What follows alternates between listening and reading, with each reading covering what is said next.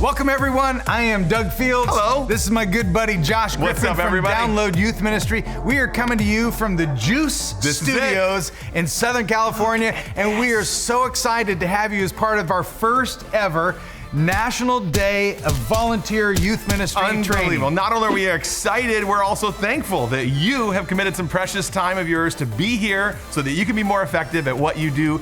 You might think I'm just a volunteer. Could not be further from the truth. You are vital. And we also know it's not an easy calling. Yeah, we definitely know it's not easy. Between the two of us, we have over 50 years of youth ministry experience. We've served in ministries in different sizes and contexts. So here's what we know your world. We do. I mean, I started out as a rural youth worker in a church in the middle of Michigan, and I've served for a bunch of years at a church in the suburbs as well. So no matter where you serve or how long you've been serving, it doesn't matter, because we're going to help equip you to feel more confident and support in this important role. Yeah, and I want to start by saying thank you. Thank you for being a caring adult who's willing to invest in teenagers. Most people in the church, think about it, they don't want anything to do with teenagers. So you're either incredibly godly or you're just enough crazy to invest your time, and we want to say thank you, thank you, thank you. Probably a little bit of both. Honestly, that's great. So thank you. And we also want to let you know that you're not alone today. Right now, there's thousands of volunteers just like you at hundreds of host sites across the United States and Canada, and they're participating in the same training day, and they just want to learn how to better care for the students that God has entrusted to them. You're not alone. I love it. Absolutely. See, part of the vision behind this event was to gather together a bunch of people so you could look around the room and see that you're not alone. There are people from churches in your community who are committed to journey with teenagers as they try to help them discover and deepen their faith. Exactly. So we want to ask you to take a second at some point today, introduce yourself to some of the people that are around you, not from your church, like from another church. That would be nice. Yeah, so when you bump into them at the gas station, the grocery store, or fine dining like Taco Bell, then you give them the knowing nod, like we're in this together. Yeah, there are thousands of youth ministry volunteers like yourself watching this in churches, at conference centers, camps, in youth rooms, in gyms, and church basements. Church basements. So many different locations. And actually, that's one of the reasons why we chose to pre-record this. Exactly. So there'd be no limitation on who could participate. I love it. If you have bad Wi-Fi or if you're a church in the backwoods somewhere, we want everybody to be able to participate in this learning process, and we're so excited to bring this to you. Exactly. And before we forget, make sure that you say thank you to your hosts, like the host church that's brave and courageous. They said yes to this crazy idea of a National Day of Training. And so before you leave today, say thank you, or better than that, maybe greet them with a holy kiss. No, Josh, No, you're weird. You promised you weren't going to be weird today. I disagree.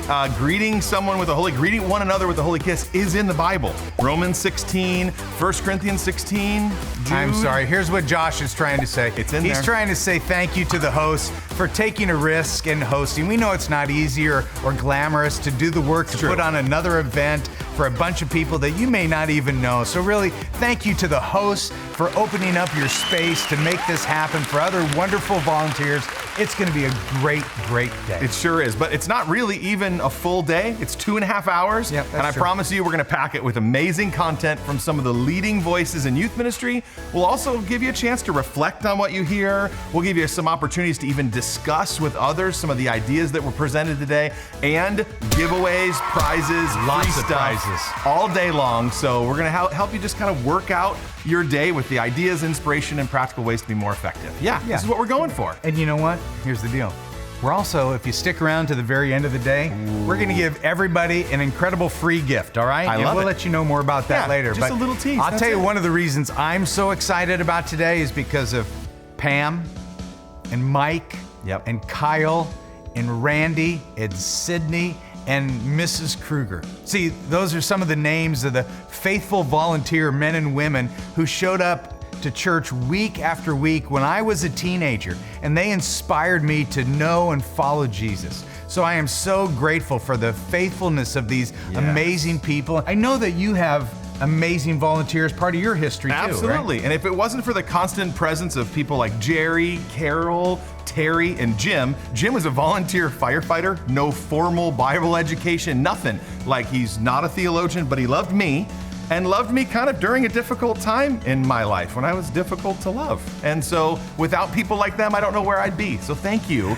I actually still think you're a little difficult to love, but I do love you. People hurt people. Yeah, that's true. Right here. Hey, here's how today's gonna work. We're breaking into 3 parts. Part 1 is you as the leader. We're gonna talk a little bit about that. Love then it. we're talking about teenagers who obviously we work with and serve. And then we're gonna end by talking about parents who we often forget or we don't know how to deal it's with. An afterthought, sure. Yeah, so 3 big parts, a great time, 2.5 hours. You're gonna hear from some of the sharpest and most experienced leaders in youth ministry, several who have actually written the books on youth ministry. Wrote the book. I love it. Well, throughout the day, we always want you to share what you're learning on Twitter and Instagram. Always use the hashtag DYM Train. And again, we're giving out tons of gifts and prizes live all throughout the training today. So our Download Youth Ministry team is going to be checking the feed and giving away books from the speakers. We're even delivering pizza to a few select locations. But you so have go to crazy. you have to tag it. You have to tag it, right? You got it. Now, hey, I'm gonna say get out of here. Walk away for a second. Okay. Because I've got to introduce our first speaker. Our first speaker is Doug Fields. Now, Doug is a crazy youth ministry Yoda. He's written every book there is in youth ministry, and he has an incredible heart for volunteer youth workers like you. It is his life's work, and it's my pleasure to introduce my friend, Doug Fields. That was very nice of you, Josh. But you're also very right in saying that I do love youth ministry leaders. One of the themes that I'm known for repeating quite often is this, that if you're gonna be a great leader, you have to commit to being a learner, because leaders are learners. And learning, let's face it, it's not easy. It's time consuming, it forces reflection, it can be a little scary because you might actually have to change something about yourself. And you know, sometimes learning, if we're honest, it's just not that fun. I get it. So thank you for taking the time today to commit to learning. Your time commitment, just to be here, says a lot about you already, unless of course, you were forced to be here or you had no idea what you were being invited to, that you got tricked, you stopped listening when somebody said, hey, I'll buy you a coffee if, and you didn't hear the rest of the part about going to a 2.5 hour training today, so I'm sorry about that. Anyway, regardless of why you're here, if you and I were to sit knee to knee and eye to eye and have a conversation about youth ministry, I would probably want to know more about who you are than what you do. See, I pretty much know what youth workers do. For almost 40 years, I've been in youth ministry. My experience is that I'm very familiar with the roles and responsibility that go along with the difficult job that you've said yes to. So what I'd really want to know about is you. And I'd want to know about your heart. Because if I have insight into your heart, I can probably tell you the type of volunteer youth worker that you're going to be. The questions I'd ask to get to know you better would revolve around your inner world. They'd revolve around your walk with Jesus, your spiritual health. See, why you're going to get some incredible training today. Seriously, some of the finest minds in youth ministry are going to be here to walk you through some super solid content that's going to help you grow and learn. But I think it would be a huge mistake to jump right into all of these things that you need to know and do without pausing. Without pausing to identify what's really most important. See, to me, the most important thing you bring to a youth ministry, that you bring to a teenager, that you bring to a parent, it's not your biblical knowledge.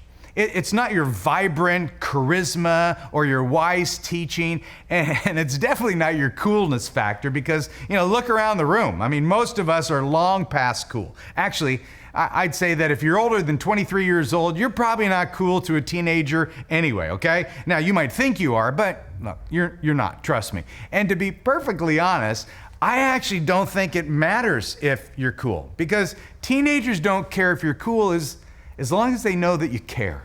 So here it is. It's the most important quality you bring to a youth ministry. It is your connection with Jesus. That's it. I mean, that's where good youth ministry begins. Now, don't get me wrong. I want you to learn great skills today. I want you to experience some powerful aha moments and walk away better equipped and excited to serve in your youth ministry setting. But if your heart isn't right, if you're not committed to your own spiritual growth or your own walk with Jesus, well, all of the tips and tricks and techniques that you're going to learn, they're just going to mask an underdeveloped spiritual life. See, for me, I'd rather have a volunteer with no youth ministry experience but they love and follow Jesus. I'd rather have that than a super talented, amazing youth worker who does youth ministry depending on his or her own power. See, what I'm saying is that your faith matters. Your walk with Jesus matters. Your connection to him matters. Do you want to be able to show fruit or the results from your time in youth ministry? Well, of course you do. Then you must stay close to Jesus. In the Gospel of John, chapter 15, you probably know this, Jesus says, "Remain in me and I will remain in you. For a branch cannot produce fruit if it is severed from the vine, and you cannot be fruitful unless you remain in me." And that's what I want for you. And that's what I want for your youth ministry. And that's what I want for the teenagers who you are working with. And I'm willing to bet that that's also what your youth pastor or the primary leader of your ministry wants for you too. For your church to have a healthy youth ministry, the faith of all of the people who make up the collective leadership team, it is so very important. So let me say it one more time. Your inside matters. Your inner world matters. Your spiritual life matters. Your faith matters. You know this. Jesus told the religious leaders of his time, the Pharisees, he called them phonies. He actually said they were painted tombstones because they look good on the outside, but on the inside, their inner world, they were dead. And I don't want anyone to ever say that about you. So please, as you commit to being a more effective volunteer youth worker, will you also commit to being a leader who places a high value on his or her own spiritual growth so you can authentically lead teenagers to pursue and follow Jesus? That's the message I wanted you to hear before we launch into a lot of practical training.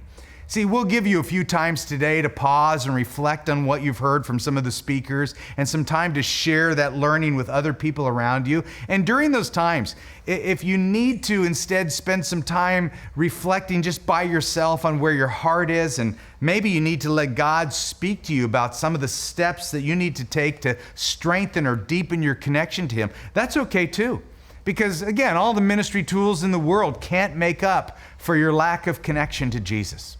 I'd also like to ask you to stay connected with other volunteer leaders, and don't be afraid to ask one another about the condition of his heart or her heart. And if you're the primary leader of the youth ministry, whether that's a paid position or a volunteer position, would you please make sure that you're not doing youth ministry alone or in isolation of others who care about you and your heart? Get with other youth workers so you can be encouraged. Please just don't do youth ministry alone. I've got a buddy. His name is Randy Davis. He oversees the National Network of Youth Ministry. He says that when youth workers get lonely, they begin to isolate themselves, and isolation is one of the primary causes of burning out. And the way to avoid loneliness and isolation is actually to find a community of other youth leaders who understand you and your world. See, right now, you are surrounded by people just like you. They get you. Actually, our team at Download Youth Ministry, we get you too, and we don't want you to be alone. So if you're doing youth ministry alone, at the end of today, we are going to give you more information on how you can get connected to others who can stand alongside of you and support you in this very important and spiritually demanding role. Thanks for what you do, and actually, more importantly, thanks for who you are becoming. And I'd love to pray for you and for us before we jump into the rest of our day. Please pray with me.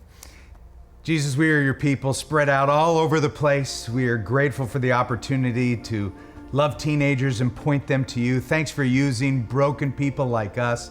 Pray that we would pay attention to our connection with you, our relationship with you, our inner world, as we go after this very difficult task of caring for teenagers. So thank you for the privilege that you use us, and we are excited to learn more today. We pray in your name, amen. Now I'm excited for you to see Josh and Heather.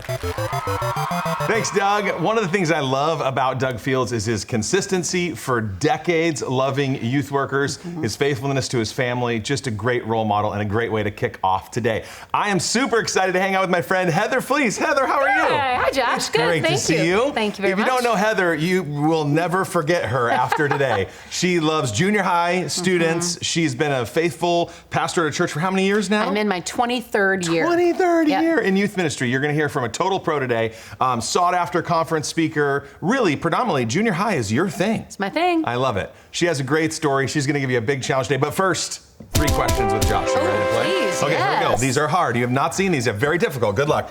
And number 1, is your hair natural? Oh. Tell me about the do. I am a woman who's okay to say it is not. My hair is stick straight naturally. Way. I get a perm every 4 months to make my hair look like this, and I'm totally okay with it. And now, give me right now, are we 1 month in, or did it just happen because you knew this shoot was happening, or what? Yeah, it happened about a month ago.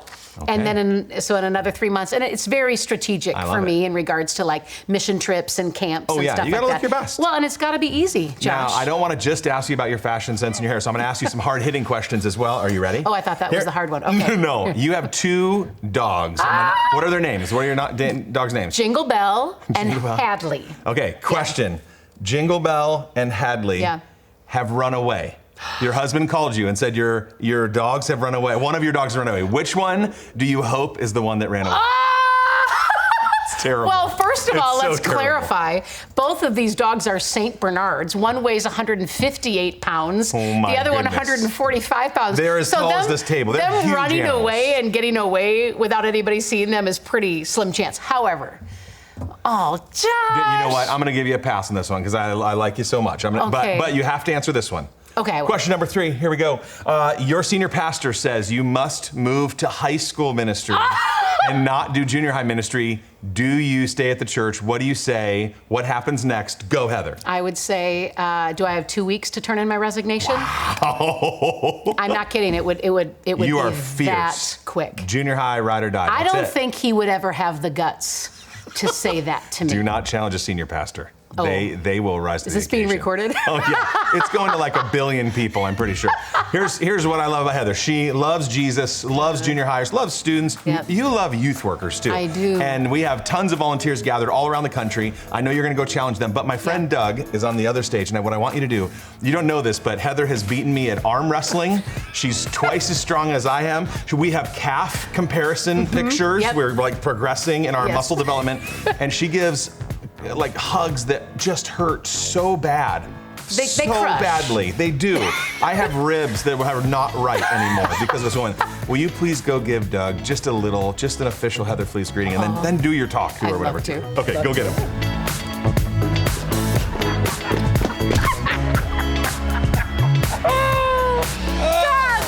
She is the strongest woman I know and one of the strongest and best youth pastors that I know as well. Heather, thank you for being here. I'm gonna go get some physical therapy. My name is Heather Fleece, and I'm currently in my 26th year of student ministry, 22 of them as a junior high pastor at the same church. The Lord has taught me so much, but for our time together today, I've narrowed it down to 2 fundamental truths of ministry. And the first is, I have to look back if I want to minister effectively now. Something happens when we age. We forget what it was like to be a teenager. This is how I know. I went back to my hometown to play a softball game, and I played against Chris Arnold, who I had played with in high school. And after the game, I ran up to her and I said, Chris, you won't believe this. Last Wednesday night at youth group, I was telling my kids about that time when we were on the bus on the way to the tournament, and I recounted this whole story. And in the middle of the story, I saw her eyes glaze over. And I got done and I'm like, isn't that crazy? And she goes, I have no idea what you're talking about. She did not even remember the story. We forget as we age the all-consuming nature, the intensity of those teenage years. And because of that, we often demean our students' reality and what matters most to them right now. But when we force ourselves to look back, then we can tap into emotions and situations that validate their feelings and circumstances. There are so many advantages to looking back. One of them is we get to be an interpreter for parents. Have you ever heard a parent say something to a teenager like, just get new friends? What? That is such a loaded statement. I promise if they were looking back into their teenage years, they would understand what a loaded statement that is. Looking back is so important that I keep my 8th grade yearbook on my desk in my office every day. Doug? Thank you. Every day, this is on my desk, and at least once a month, I look at it. For instance, I look at page 12, where you will find my school photo. So here I am. I know I look like I'm 30, like I belong in the staff directory. It's probably the fake pearls. Up here, that's Susan. She wore tanning spray before it was actually a thing, and she was mostly yellow all the time. Down here, that's Ben Hosfield. I was passionately in love with him from 7th grade until halfway through my freshman year of college. Nothing ever worked out. I'm still bitter about it. That's a little bit of a hard one for me to look at. But probably my favorite picture in this book, and the one that I go to often, oh, my 8th grade cheerleading photo. That's me in the middle. I was a base, not a flyer, in case you didn't know. And those girls had their entire weight on me. And there's Jody Cherry doing the center splits in front of me. I couldn't do that, but I'm strong enough to hold the body weight of 2 friends. I read what kids wrote. I look at my teachers. I realize the teachers that I wanted to have and the teachers I hoped I never would have. And what it does is it brings me back, and I'm able to feel the intensity and the all-consuming nature of what life was like in 8th grade. Doug, thank you. Appreciate it. Hey, buddy, I really appreciate this today. Oh, thank you, Mrs. You're Fleet. welcome. Whenever I have adults in the room and we're talking about students, I make them look back. Even if your story was painful during your teenage years, God wants to use that to connect with students, and I would say to bless them and to honor Him in how He restores and forgives and works in our lives. The second fundamental truth is, I know myself and I live confidently in the freedom to be me. This is a journey that started all the way back in 7th grade for me. 7th grade was the year that I really started to realize I was not normal. All the other girls wanted to talk about boys and do their makeup and do their hair. And frankly, I just wanted to arm wrestle, shoot guns, hawk loogies, and hit things. And actually, those things have only increased in my life as I've gotten older. But I started to wonder, is there something wrong with me? Did God make a mistake?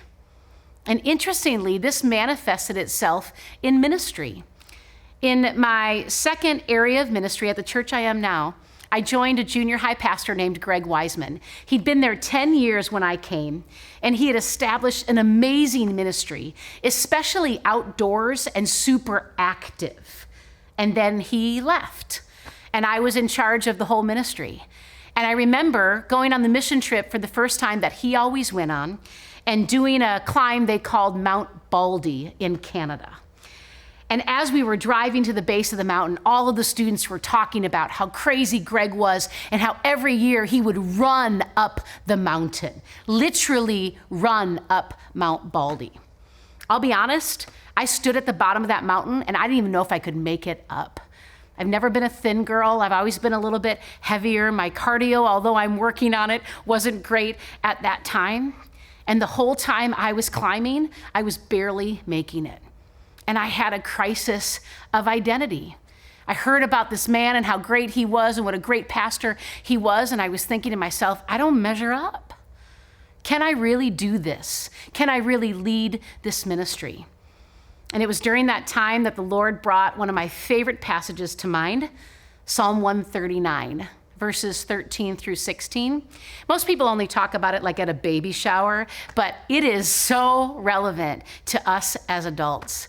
It's David talking to God, and he's praising God for who he made him to be. It says, I praise you because I am fearfully and wonderfully made. And it talks about how God made him on purpose. I might not be able to run up a mountain, but I can make someone feel like they're the only person in the world when I'm talking to them. I can see potential in people and encourage them to reach it. I'm a great driver. I've got my bus license even. I have a lot of joy, and I'm really strong, not just in my personality, but in my physicality. God made me to be me, and I'm not afraid to be me. I want to encourage you to find your wheelhouse and don't be afraid to stay there. I told you I love junior hires. They're my favorite people in the universe. I've been asked to consider student ministry or family ministry lead positions or to be on boards of incredible ministries, but those would not be positions that would be in my wheelhouse. And how do I know this? Because I've done the work to understand who I am and lean into that. My spiritual gifts, teaching, leadership, encouragement. My Myers-Briggs, ESFJ. My top 5 strengths finders, communication, woo, positivity, developer, activator, and includer comes in and out. On the disc, I'm a driver and an influencer. On the animal inventory, I'm a lion and I'm an otter. And on the Enneagram, I'm an 8 with a 7 wing. I know I am not at my best in more meetings, on more committees, or leading our shut-in visitation ministry. I'm not analytical or strategic or visionary or empathetic. When I took the spiritual gift survey, I scored a 0 on mercy. Now, I know that as a pastor and as a team member, there will always be responsibilities that I have to do that I don't enjoy, and I'll suck it up. But when I have the choice, you can be sure I'm going to choose what matches who God created me to be. Are you choosing areas of ministry that fit you? You were created with purpose and on purpose. Learn who that is, lean into it, and live it. I promise you won't be disappointed. Aw. Nobody's going to be disappointed after hearing that. That was amazing. Thanks, Fred. You are so great. And I was trying to look up Haas. This is actually what Haas wrote. I'm not making this up. The guy I was in love with. The lilies of the field are numerous and are very nice. Figure it out. It's symbolic. How many years did you waste loving this guy? 7 years. 7 years. All right, here's what we want you to do now. We want you to reflect a little bit on what Heather just talked about. I love that she's an original masterpiece. You're an original masterpiece. I'm an original masterpiece. Nobody's like us. Yeah. So how do we lead out of that? We're going to move to a time of reflection. The questions are in your notebook or up on the screen. We'll be back in a little bit.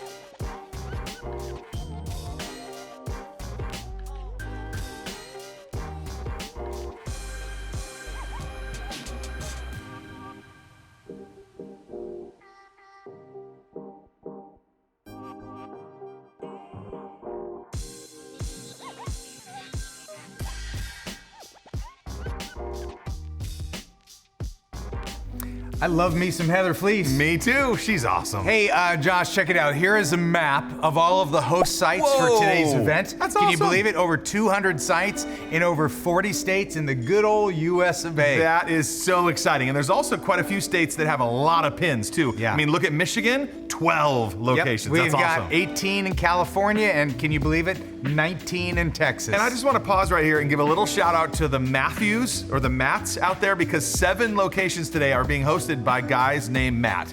Job well done, Matthew. Hey, and don't think we forgot our Yeah. neighbors to the north. Of course. Or what Josh likes to say is America's Top hat. Hi, Canada. How you doing?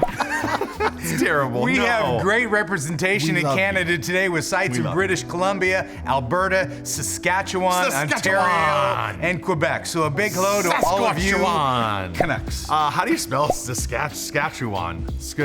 T-E-X-A-S. I like it. Texas. That sounds right. Yeah, and Very here's what good. we're gonna do. So we are gonna stop on one of these. Wow. And whoever we stop on, whatever church, What are we we are gonna send sending pizza Yes. to that church. I want pizza! So when this thing's over, 11:30, whatever, Yeah. where's pizza? Yep. All right, here it let's is. find out who it is. 3, 2, 1. Bam. Eden Church. Eden Church. Congratulations. Is that in Canada? I have no idea. Maybe it's in Saskatchewan. I'm gonna guess Minnesota. What's your I'm guess? gonna say the Middle East. I don't know. Well, it is so fun to see where all the different sites are. Now it's So gonna be cool. fun to pick our next speaker. I love it. Let's do because something. we're gonna go to our Sidekick app. We'll let Destiny choose the next speaker. And This is and awesome. Greg, Katie Edwards, Joel Osteen, Champ Clark, Oh, Joyce yeah. Myers, all these people. Amy Oh, Grant. Amy Grant, I had a crush on her when I was younger. Okay, it was yesterday, but still, it'd be This great is if she could exciting. speak Let's next. spin that Here we wheel. go. Let's find See out who who we're it gonna is. hear from next. All right. Our lovely Sidekick app. Marco Stryker, which is great news because he's the only one sitting over there ready to go. So this works out good. Why don't you move the screen I'm on it. and I'll introduce him. Marco Stryker has been a fixture in the youth ministry space for many years. He was a youth pastor. He was the president of Youth Specialties. He's currently a partner of the Youth Cartel, where he leads a ton of different coaching cohorts where he helps people become more effective in what they do. He's written more books than I think I've even read. And so we are so thrilled to have you here to share on the new learnings, not old, new learnings of the teenage brain. Thanks, buddy. Oh, you bet. You guys, understanding what's going on in the brains of teenagers impacts everything I do in youth ministry. It impacts how I lead my 7th grade guys small group and my conversations with their parents and my programming and my teaching content and my teaching style.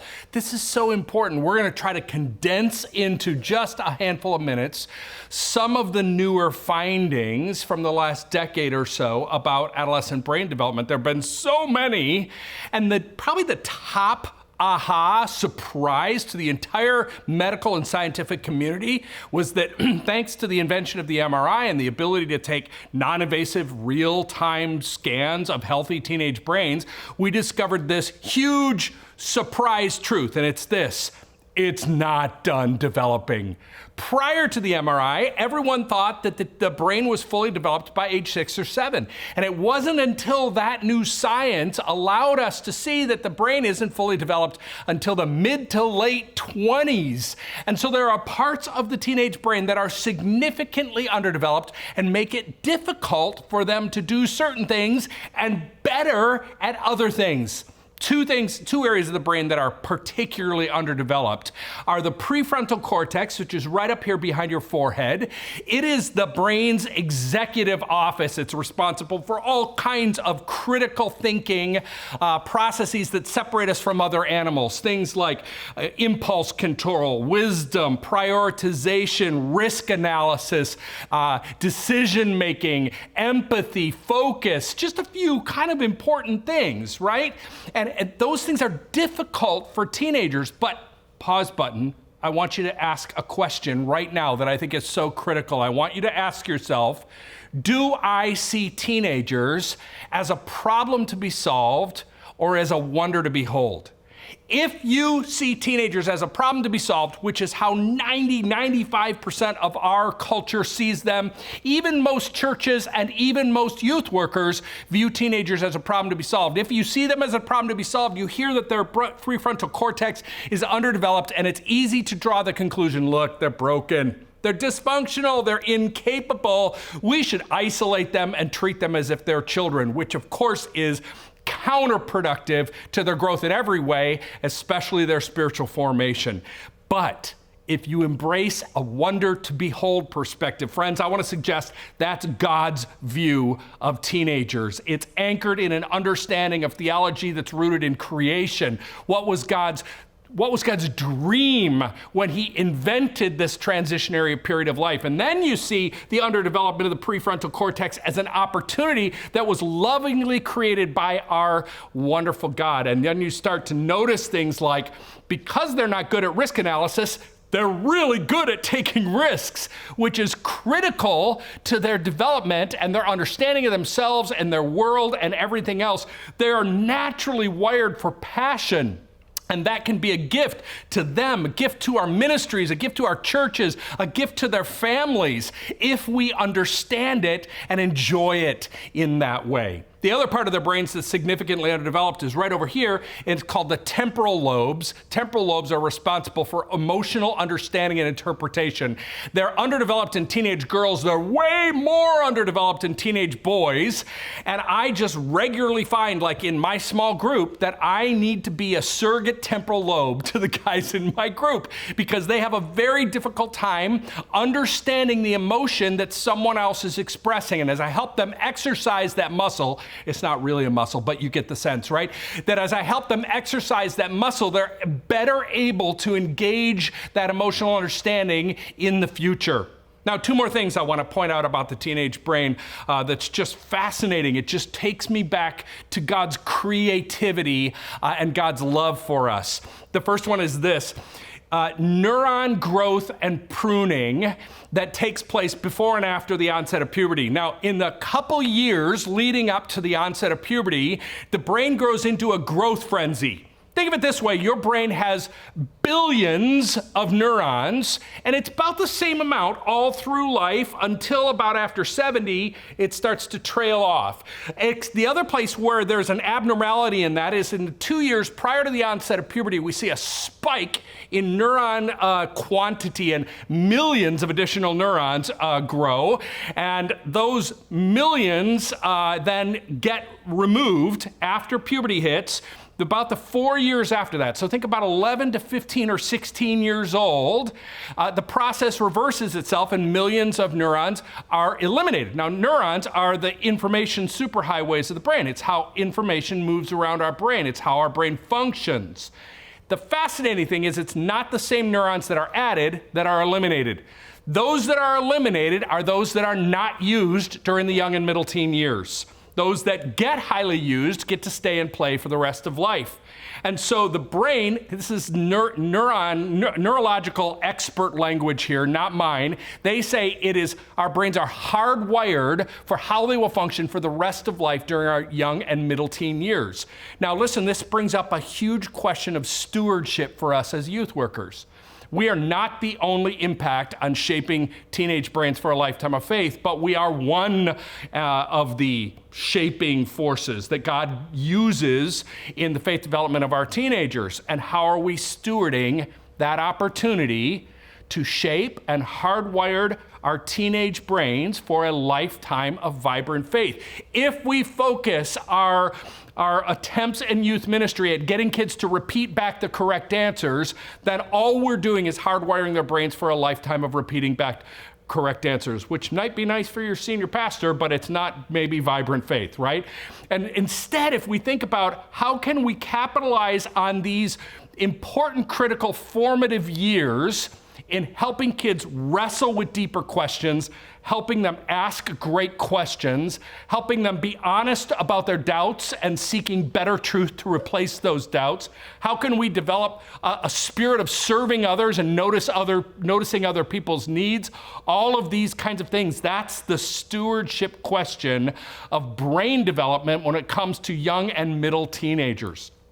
One more thing I want to teach you about today that is just it's so beautiful. It makes me so pumped to understand how neuroscience is confirming things that we already believe about God and God's good intention for us. Okay, here is a little diagram of a brain. If you can see it right here, right up here, I just talked about it, the prefrontal cortex. That's the brain's executive office. Think of it as the place where logical and rational thought takes place. Right down here is a little almond-shaped and sized gland called the amygdala. The amygdala is the fear center of the brain. These two don't get along. They are natural enemies, and the amygdala often overrides the prefrontal cortex, which is why you go to a haunted house, you pay your money, and you think, I'm here to get scared. And you know, logically, rationally, there's nothing in here that's gonna hurt me. When that guy runs at you with the fake chainsaw, you get all freaked out because your amygdala is overriding the logical and rational thought of your prefrontal cortex. Right in here is this blanket between the two that's called the anterior cingulate. Come on, everybody say it with me. 1, 2, 3. Anterior cingulate. The anterior cingulate acts as a buffer between the amygdala and the prefrontal cortex. Almost think of it as a fulcrum. On this side, we have logical and rational thought. That's the prefrontal cortex. Over here, we have the amygdala. That's the fear center. And this sexy part in the middle, that is the anterior cingulate, and it acts as a teeter-totter middle or a seesaw middle, right? In the middle. Now, here's the really cool part where it gets even more amazing. Which part of the brain of those three is dominant for you will have a huge impact on your faith. If you have a highly developed anterior cingulate, if you have a highly developed amygdala, fear-based faith. If you have a highly developed prefrontal cortex, really rational faith. But a highly developed anterior cingulate, that allows you to understand and experience God as compassionate, personal, and other than yourself. And how do we develop that part of our brain? Neurology has just recently, in the last 2 years, taught us through prayer and meditation and spiritual singing. Those are the dominant ways that we develop that part of our brain. So, stewardship again. Shouldn't that be a priority in our youth ministry to help teenagers develop a daily practice of prayer and meditation and spiritual singing so that they can understand and experience God as personal, compassionate, and other than themselves? I want to remind you of that important question that I asked you earlier. Do you see teenagers as a problem to be solved or as a wonder to behold? Can you see from this stuff that we talked about that God sees them lovingly, perfectly as a wonder to behold? Yes, annoying at times, but a wonder to behold. Now, I know we've talked about a lot of stuff in a short amount of time. Don't worry, Josh and I are going to unpack some of it a little bit more, so why don't you come over with me? Marco, get in here. That was awesome. Hey. Dude, that was overwhelming. I can learn a lot from you. I'm thinking about me as a youth worker. I'm thinking about me as a dad. Yeah. And I have a lot of thoughts swirling around in my brain right now. So thank you for challenging us with that. I'm going to jump right into some questions. Is that okay? Bring it. Okay, here it is. You talk about wonder to behold. Love it. Philosophically, like a wonder to behold, instead of viewing our teenagers as a hot mess. I appreciate that. That's really good. How do I practically do that as a volunteer youth worker watching today? Help me go, all right, it's wonderful that all these crazy things are happening. How do I live that out? I'd say there's probably two places primarily to live it out. One would be in how you understand and interpret stuff like you just heard me talk about, or even this entire day of training. And the conversations you have with other youth workers, anything you read about youth ministry. So use it as an interpretive lens. That would be the first. That's not all that practical. Yeah, that's a good start. But it's an important framing. Yeah. At a practical level, where the rubber meets the road on this for me is I'm sitting there with my 7th grade guys small group, and I have to, in that second, interpret, is this distraction? Right. Is this question, is this something that I can interpret as good and wonderful and beautiful, or is it only just their annoying Right. squirreliness. Right, because as youth workers, we usually go right away to correction, right away to Yep. taking somebody out or even whatever, yelling at somebody. Yeah. And you're saying, whoa, whoa, whoa, before you do that, think about where they're at. Yeah, and exactly. maybe give them another Exercise explanation. curiosity. Yeah. Right? I like So that. I try to regularly remind myself to exercise curiosity, which, to be honest, it dovetails into the regular practice of spiritual discernment that I need as I'm leading my small group also. Right. Right? Is that question that guy asked that's not on topic? They rarely are. Is that a rabbit trail that is to be avoided? Or is that an opportunity that God's Spirit is leading me toward? Because tonight, that's where the good stuff is going to be. That's really right? good. And I will be honest with you, I'm incapable of making that decision. I can make a choice to be curious and to be open to the Spirit's leading, Right. and then God hopefully will lead me. I love in that. one of those ways. It really does feel like it is a dependence on God's Spirit. Yeah, In yeah. that moment, you're going, God, please help me to react the right way. Please help me to hear this the right way. Yeah. And give me the discernment as a volunteer, as a small group leader. Maybe another pragmatic way we would apply this, I'm just thinking, is even in correction and discipline moments, I'm thinking of our junior high group was on a retreat just 2 weeks ago, and some of the kids did some really over the line stuff. Yeah. And there had to be a little meeting. Right? Yep. And I don't think it was so far over the line that we were thinking about sending them home, but it was what corrective measure we were going to take. Right. And I loved the wisdom of our junior high pastor who told the kids this question of, did you follow Jesus into this? No. Yeah, clearly not. Can you follow Jesus out of it? I like that. And I thought, oh, that's a wonder to behold perspective. Right? There's grace, there's an opportunity for reset. Good. I'm thinking about this not just as a youth worker's perspective, but as a dad. Yeah. I have 3 teenagers and a preteen in my home. So I've got brain development and 3 boys and a girl. They're all over the place. Yeah. And I'm thinking about a volunteer who's running their small group or at a youth activity. Like, how do we just juggle where everybody's at? Because it sounds like everyone's all over in different stages and places in development. They are, for sure. What do we do? Certainly the big hinge point is that onset of puberty, because once the onset of abstract thinking starts taking place, everything starts to change. So your preteen, who is still prepubescent, I'm guessing, it doesn't have that yet. That's a really different place than junior high, high school, and beyond. Right. Think of it this way. Birth to 3 years old are years of discovery. Right? 4 to 7, these are obviously very general guidelines. Sure, here. broad strokes. 4 to 7 years of testing. 8 to 10, conclusions. Yeah. Your preteen is in concluding years. Then puberty starts to come along, right? And I used to think of it, Wayne Rice, one of the godfathers of youth ministry, he used to talk about puberty coming along like a tsunami that wiped out all that conclusion. I don't think of it that way anymore. All right, I like Instead, that, though. I think of the conclusion becoming Swiss cheesed. It starts to get these questions that create holes in all the conclusion. It's a slow erosion. And the young teen years are once again years of discovery. Then about 15 to 20 are years of testing, and 20 and beyond are years of concluding. All wonder to behold stuff. Right, Not a sign of brokenness, but a sign of God's loving intention. And so I would say, again, we used this word curiosity before, exercise curiosity toward your individual kids, in your youth ministry, in your home. Yeah. What is it that my preteen best needs at this time? Well, they're naturally in a place of conclusion, right? What is it that my young teens need? They really need to be exploring life through a lens of discovery. They're learning new things, almost like a baby does. Yeah, interesting. And then in the mid to older teen years, they're moving into years of testing.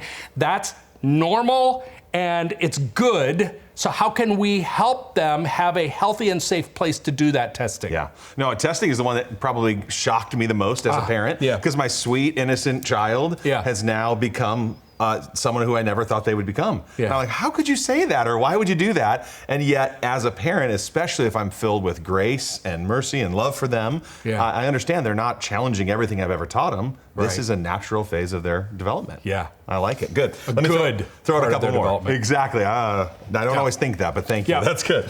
In what ways can youth workers, you call it an interior singlet superhero? Like, how can I be a superhero knowing that there's this teeter-totter happening and all this chemistry? How do I be a superhero in that? To be a superhero, we champion the development of their interior singlets, which means we help them learn the practices of regular prayer and meditation and audible spiritual singing. You can't just, by the way, the science says you can't just hear spiritual music or just think it. You have to intone it. Right? So what does it look like? And I would say, as a dad, practice number one is they need to see you doing it. Right? And then to talk about it, that this is part of, I taught that stuff about the interior singlet to our junior hires. Really? I wanted them to understand. It went great. I told them, look, we've told you guys so many times that prayer moves God, but we've also told you prayer changes us. Let me now show you how you can actually play a role in changing your brain so that you come into alignment with God's good and beautiful desires for you. That's cool. Yeah. Let me turn just for a second because I have an idea. If a volunteer is getting their small group to go to winter retreat. And part of that is I want my kids to go have a good experience at winter retreat or summer camp or whatever it is. And we're just like promoting an event. But with this framework, we would be saying, no, going to this worship experience and praying together and all of these experiences has a profound effect on their brain and their lifetime of faith. It does, but I'm glad you brought this up. Because there is some nuance to what the research says, and that's that while there is great benefit to prayer and meditation and spiritual singing once or twice a week at youth group, let's say, that doesn't have a big impact on the interior singlet. Unfortunately. What does is when it becomes a daily habit. The research showed it needs to take place minimum of 10 minutes a day, 6 days a week. When it does, within 2 months, your interior singlet grows in strength and size by 50%. Amazing. And you start to notice the needs of others in that process too, because you see that you are not God. No, it's good because it really pushes back to the very first session when Doug kind of kicked things off talking about our heart and our spiritual rhythms and our dependence on God, and that is leading and modeling teenagers. You're saying that the heart of a youth worker will have a profound effect on their brain and faith forever. Fantastic. And then I would say a place like a retreat or a camp is a natural place to start some of these practices. So to build that into the schedule so teenagers experience it and then provide encouragement and resources for them to continue it on their own time. They're making great decisions on those retreats or events anyhow, so put a tool in their hands and say, read this, follow this practice. I love it. And help them understand why. All right, Marco, there are people right now that are saying, I want more. This is awesome. And there's other people out there going, I'm good. I'm plenty good. I don't understand half of what you said. So we're gonna end it here. But to those people that are saying, tell me more, what have you written? I need a next step. You have written a whole lot on this subject. You're an expert on the brain. What's the one thing that you recommend our audience to say, if you're a volunteer, get this? I did write one for volunteers, and it's a long title. It's called A Volunteer Youth Worker's Guide to Understanding Today's Teenagers, and you can find it on Amazon. Awesome. It's a really, really big deal that you're here. Thank you so much for your time. I have a lot to learn about my own brain, much less the teenager's brain in our youth ministry. That's awesome. All right, Doug's going to tell us what is up next. Well, the only brain research that I know of is that your brain can only handle what your rear end can sustain. So we're gonna take a very short break, but first of all, Marco, thank you so much. It was so great. We're gonna take a longer bathroom break in a little bit, but right now, this is just a stand-up. It's a mini break. It's time for you to tweet, to Instagram, use hashtag DYM Train, and we're gonna send some books out, some of Marco's books. Marco and Josh are gonna be stretching to get you to follow some of their stretches. So it's just a very tiny, short break. Stand up, meet some people. If you wanna stretch with them, you can. I'm not that flexible. I'm not as limber as these little guys here.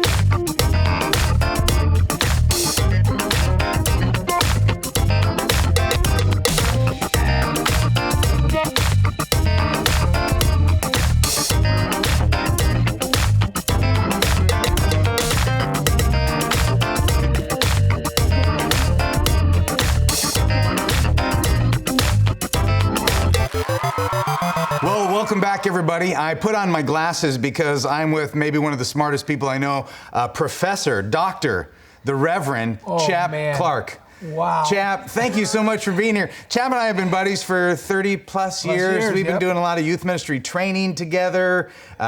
We've traveled together. We've just done a lot of stuff together. Great ride, Doug. Chap is one of the smartest guys I know, but also one of the most influential in the world of youth ministry. A lot of us think that his voice is the voice that people have been paying attention to.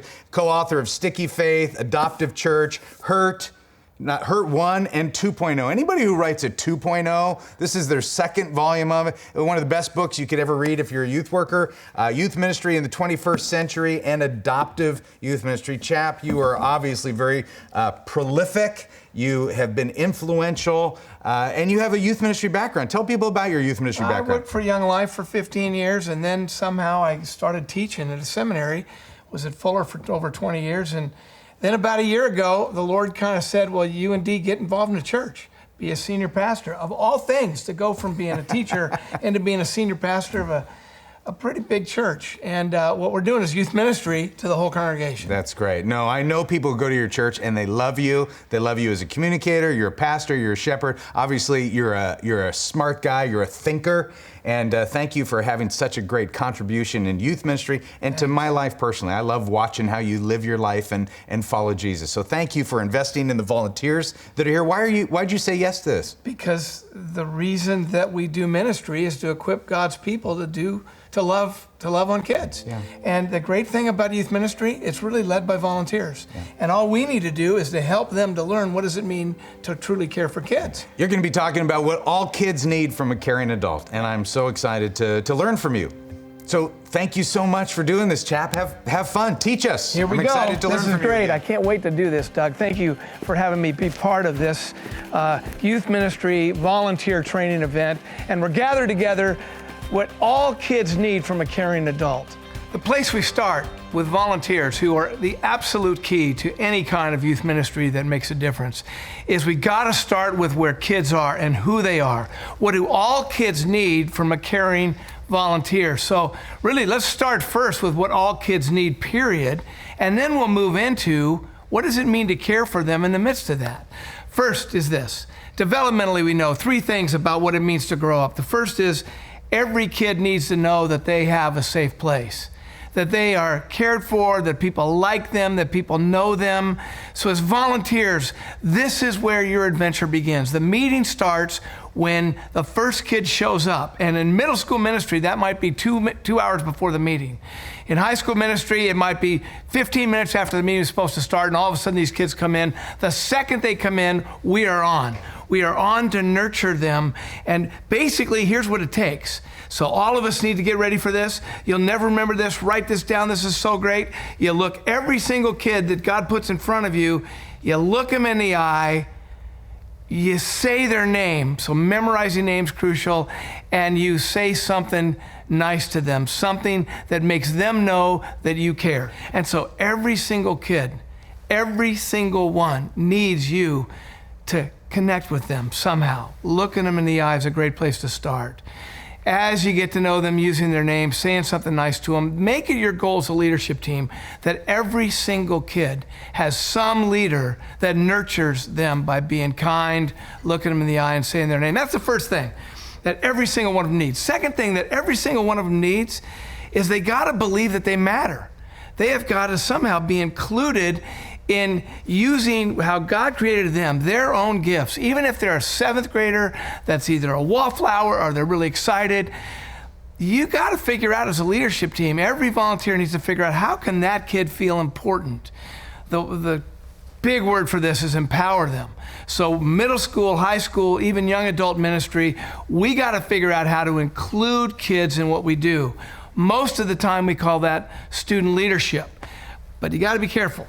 Because when this whole thing of all kids, what all kids need from caring volunteers is not just the kids that are the good singers, the funny kids, the kids that can run skits. We got to figure out how each kid can somehow contribute. And that means we need to nurture them and make them feel safe, and then we need to empower their use of gifts. So we got to know our kids. And that leads to the third thing that all kids need. They need to belong. These are the 3 tasks of growing up. We all want that, to be nurtured, to be empowered, to somehow meaningfully use our gifts, and also to connect. So as a team, talk about those 3 things. What you got to figure out is, how can every single kid that God puts in our ministry feel like they belong to our ministry and ultimately the larger body of Christ? So now that we know what kids need, we know all students need to be nurtured, to be cared for, to be empowered, and then to belong so that they feel like this is part of their community. Well, then how do we actually care for them in a deeper way that can make all 3 of those happen? So as volunteers, I got 4 things for you to think about. Here's the first, is to be a student of our students. Now that may sound a little weird because we think our job is to be a small group leader or to run a program or to be a greeter or all the different tasks we do. But in youth ministry, it's not really so much about the tasks that we do. It's more about how we build a bridge of trust with our kids so that they can move into a deeper relationship with Christ and ultimately the church. So that's the first thing, is to be a student of your students, where you are learning who they are, what makes them tick. Every one of us should have the goal of knowing about their family, understanding what they like to do, what they feel like they're good at, what's important to them. So that's the first thing, be a student of your students. Second thing, and this sounds obvious, but a lot of leaders don't do this. When I go into a lot of youth ministry programs, and over the years as I've been around youth ministry, even in our own church recently, walking in and seeing kids kind of clustering in little groups with each other, and about half of the leaders kind of moving from group to group or kid to kid in great relationships and playing pool or whatever. And then maybe half of the leaders kind of stand in the back talking to each other, maybe up front tuning their guitar. Now we tune the guitar, we get the video stuff ready to go before the kid shows up. Again, as the first kid there, that's when the meeting starts, and the meeting's over when the last kid leaves. So our second thing is to be present and available to them, not standing off in the back with ourselves. Our role is to be there, present for each kid. So being a student of our students and being present and available, and that leads us to the third thing. I've heard a lot of youth workers say over the years, boy, my job is to pour into kids. I'm gonna pour into them. Listen, you know and I know, we hate it when people pour into us, especially if they don't take the time to get to know us. To pour into kids often means I'm gonna be a leader because I really need to help these kids because they're a mess. Depending maybe, but what they really need is us to come alongside. It's a great word in the scriptures, have compassion. That word compassion comes from 2 Latin words, cum pati, which means to suffer with another. So as we are a student of our students and as we're available and present, our third thing is to engage with them. Instead of thinking our job is to talk at them, we actually listen and talk with them, that we come alongside them. Our role is to build relationships with kids so that they can trust us.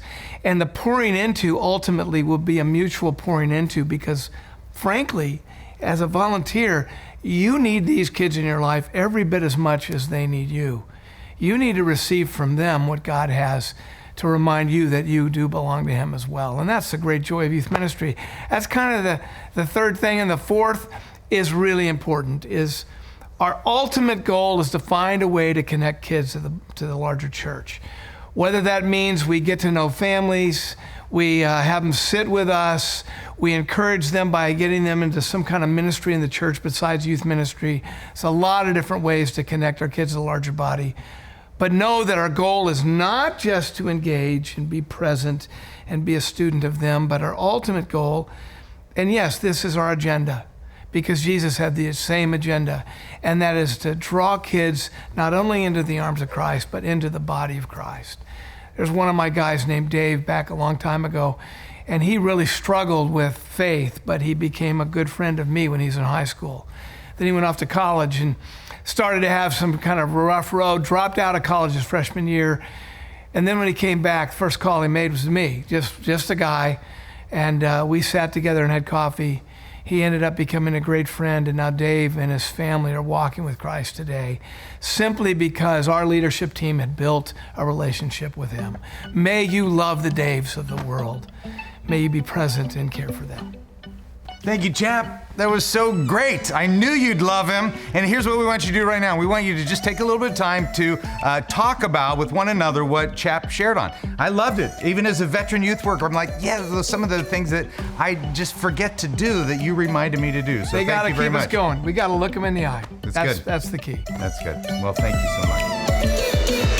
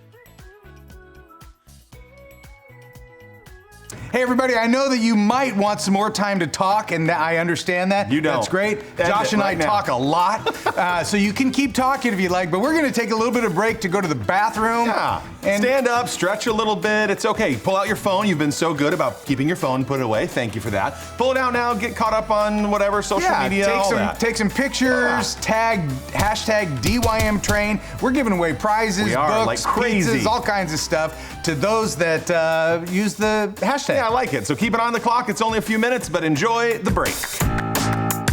Hey, whoa. Before we go on the break, we have some breaking news. That's right, we have the new trailer for the Mr. Rogers movie starring Tom Hanks. It's in theaters on November 22nd. You do not want to miss it. Now, here's the deal. Before I show you the trailer, let me tell you why we are so excited about this film. Mr. Rogers was a minister, and his faith informed everything that he did. He was a man that was full of faith, did a lot of good, and was a good neighbor. And the challenge is for your church, your youth ministry, and more to be a good neighbor as well. Jump into our Facebook community. Jump in. And be a part of Red I Sweater love Day. Mr. Rogers. Isn't he the greatest? I grew up watching him. Dude, we're gonna show You're footage too young. from the new movie. Yeah, I don't know, reruns. I actually cried when he died. You did? Yeah. That was like 16 years ago. 16 Yeah, years. yeah. It made an impact on you. He's great. I love it. He's great. And he knew what it meant to be a neighbor. There's actually a big Won't you movement be my neighbor? to serve your community called Red Sweater Day of Hello, Service. everyone. We want you to be involved. Welcome to Mr. Rogers' neighborhood. And enjoy A Beautiful Day in the Neighborhood, the trailer from the new movie from Sony coming out November 22nd, and then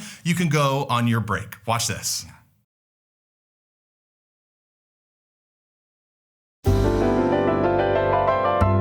Hey, I'm looking for Fred Rogers. In here. It's a beautiful day in this neighborhood, a beautiful day for a neighbor. Would you be mine? Could you be mine? Please won't you be my neighbor? Hello, neighbor. Mr. Rogers. I'm here to interview you. It is so nice to meet you. You okay? Profiling Mr. Rogers. Boyd, please don't ruin my childhood.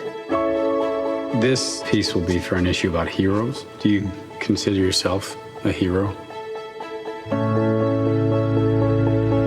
We are trying to give the world positive ways of dealing with their feelings. Yeah? Like what? There are many things you can do. You can play all the lowest keys on a piano at the same time.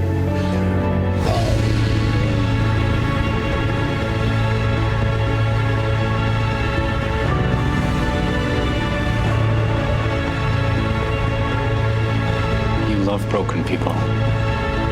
Like me.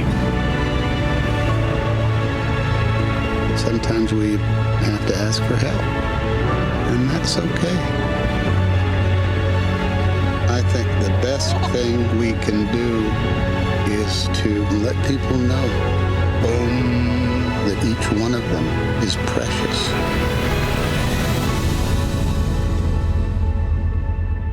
Hey, Mr. Rogers. It's a beautiful day in the neighborhood, a beautiful day for a neighbor. Please won't you be my neighbor? That was wonderful.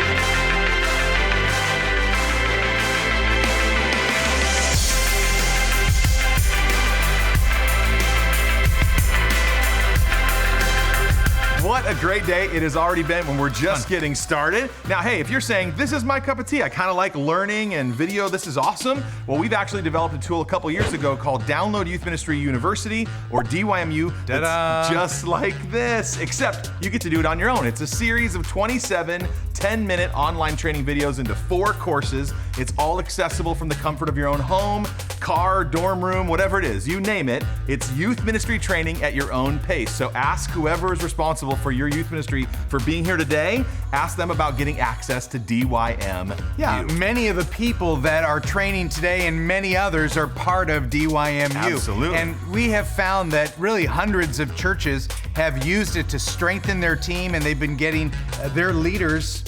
It's so easy to use. So easy. And it's actually kind of here's fun. what we're going to do. We're going to give away a whole Download Youth Ministry University package to somebody right now. You can find out more information at dymuniversity.com, but here's what you need to do. Just text your answer to this question. Okay. And you need to hashtag DYM Train. Okay, how many students are currently in the Download Youth Ministry? How are they currently enrolled? So how many students as of today, and I'll give you a little hint, it's a big number.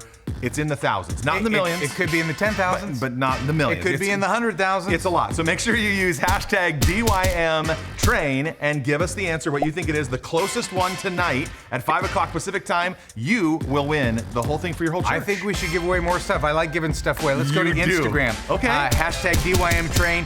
Post a picture. Okay, I like it. Just a picture of somebody who's influenced your life. Okay, could be in the room today. Could be in the room. Could be ancient history. Yeah. You know, go through an old picture, Google them, whatever you have to do. Take a picture of your mom, all right?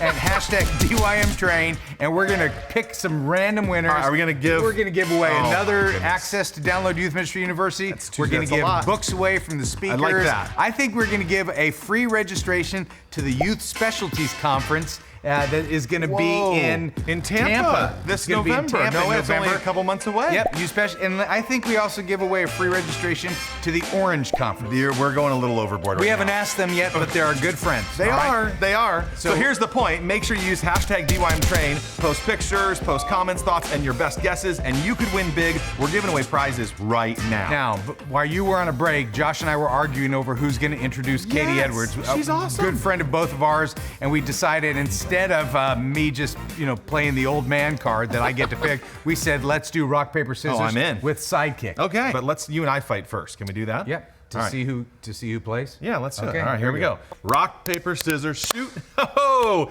easy breezy, like nothing. I'm gonna be the one to intro Katie because I'm gonna take on sidekick right now. Now here's the deal. If sidekick wins, I introduce. If sidekick loses, you introduce. Okay, I'm ready. I can totally take on sidekick. Here we go. All right, sidekick, are you ready? Got this. Rock, paper, scissors, shoot. Yeah, took out sidekick. I will go introduce Katie. There you go. All right. Katie, it's you and me. This is awesome. How are you? Hey, so good. It's great to see you, my friend. It's great to see you. Hey, if you don't know who Katie Edwards is, Katie is an unbelievable youth worker. She and I worked together for many, many years at the same church. You are awesome. Thank you for saying yes to being part of the training today. Why did you leave? I have asked myself many times. I work with Doug. I have so many regrets. There's a lot of things. But here's the thing. What's so awesome is our friends out there get to hear from one of my dear friends, you, Katie Edwards, today. You have forgotten more about volunteers and youth ministry and caring for students than I will ever know. So I'm thrilled that they get to listen on your training today. But first, I'm gonna have a little fun with you. I've got some questions to ask. Are you ready to go? Okay, bring it. First, honest answer. Here we go. You have to give up a beverage for the rest of your life. Is it coffee or Diet Coke? Go. Diet Coke. Oh, really? I know. I love Diet Coke, but I need coffee. I did not see this coming. That was okay. That's fair. Coffee has to be tell me your favorite volunteer. Is this somebody who fills your heart? That's like an impossible question. Well, I have 90 favorites. Okay, give us one or two. Actually, my favorite volunteer right now is Abby Edwards, who your is daughter. My 19-year-old. What? She just saved my butt at a retreat, being the behind-the-scenes person. And Did she attribute it to her high school pastor? Yes. The role model that clearly. Everybody attributes her greatness to of her course. high school pastor. Or really, really great parenting. But Good for you. I have so many favorites. Okay. I have a volunteer in junior high ministry who's almost been there 30 years, which is unheard of. But he's amazing. 30. Yes. Allison, Samson, who I love. There's so many great ones. I could list 90 favorites. I love it. Well, you always share such great wisdom. I can't wait for your training. But one more question. Here it is. You have to give up your son or daughter. Which one do you choose? They're running away, and you have to. No, you don't have. You don't have to answer that. That is a terrible question. What? Come on. It's time to go. You're the queen. You deserve to be treated better than that. Thank you. Oh, I only escort the queens. Ladies and gentlemen, the queen of youth ministry, Thank you. Katie Edwards. Thanks, Doug. Years ago, when I was new to youth ministry, I met a girl named Hannah at summer camp. She was a bubbly 7th grader. You know the one. Always smiling, laughs at everything. She kind of skips when she walks. We became fast friends after about 1,000,000 games of spoons in the malt shop. One afternoon, we were drinking ices and talking when I asked her to tell me about her family. She started talking about her mom and how close she was with her sister, and then she got a little quiet. And in a whisper, she said, "And my dad committed suicide a year ago." Have you had that moment with one of your students where they tell you something and your heart just stops or breaks or skips a beat? They tell you about something they're facing or a struggle they're wrestling with, or share something painful that they're just trying to survive and you're just sitting there taking it in. And if you have experienced that moment, did you feel equipped and confident to handle it or to respond? I have to tell you, when Hannah told me that, I didn't know what to do or what to say.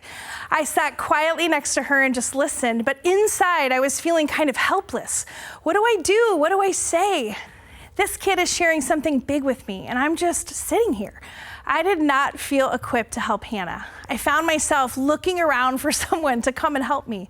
You know, a grown-up, someone way more experienced at this sort of thing. But there wasn't anyone else to help in that moment. It was just me and Hannah. You and I know that every teenager will hit tough stuff, which means that we will all find ourselves sitting across the table from a Hannah at some point. And while for the most part there are no quick fixes or easy answers for the things our students are facing, there are some tangible things that we can keep in our back pocket that can help us to feel more equipped and confident when those moments arise. Because it's in those moments that we have the opportunity to rally around our students and respond in a way that points them to Jesus and provides hope and help. There are 4 categories, and I want to give you just a few quick things to think about. These categories contain things that have worked for me in ministry over the years, and I hope they will help you to feel more equipped to handle whatever a teenager might throw your way. The categories are be ready, be cool, respond, and rally. Okay, let's start with be ready. You never know what is going to come out during your small group time, your cabin time, or a conversation in a car ride home from youth group. So it is literally impossible to be equipped for every situation that might come up. However, you can generally prepare to care for and shepherd hurting kids, so resource yourself. Create a resource bank that has information, contacts, and go-to places for wisdom that will give you some great immediate starting points when helping a hurting kid. Here's what I mean by that. Gather the names of a few counselors in your community, counselors that you trust and who specialize in teenagers and teenage issues. If you need to refer a student, it's helpful to have some names handy. Also, find out what resources your church has to offer. Are there resources outside of the youth ministry that a teenager could take advantage of? Sometimes there are people right in front of us who can help us in really cool ways.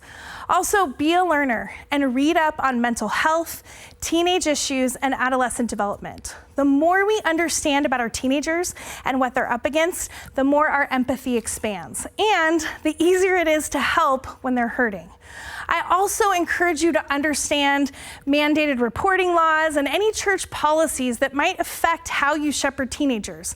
I know that might sound extreme, but we seem to live in an increasingly extreme time. So it's wise to understand what to do when the extreme stuff arises. There are so many great resources out there, from podcasts to books to websites. So I encourage you to take some time to gather and centralize some of this stuff. This bank will help you to be ready to help when a kid is hurting. The next category is be cool. There are two things in this category I want you to hang on to. First, the best parenting advice I ever received was freak out on the inside and be calm on the outside. But man, that sure works for youth ministry too. There are times when a student tells us something that they're struggling with or a hurt that they have, and our natural response is to freak out. Oh my gosh, what are we gonna do? But if a student is brave enough to share anything that they're going through in their lives, take a beat. Be cool and just listen.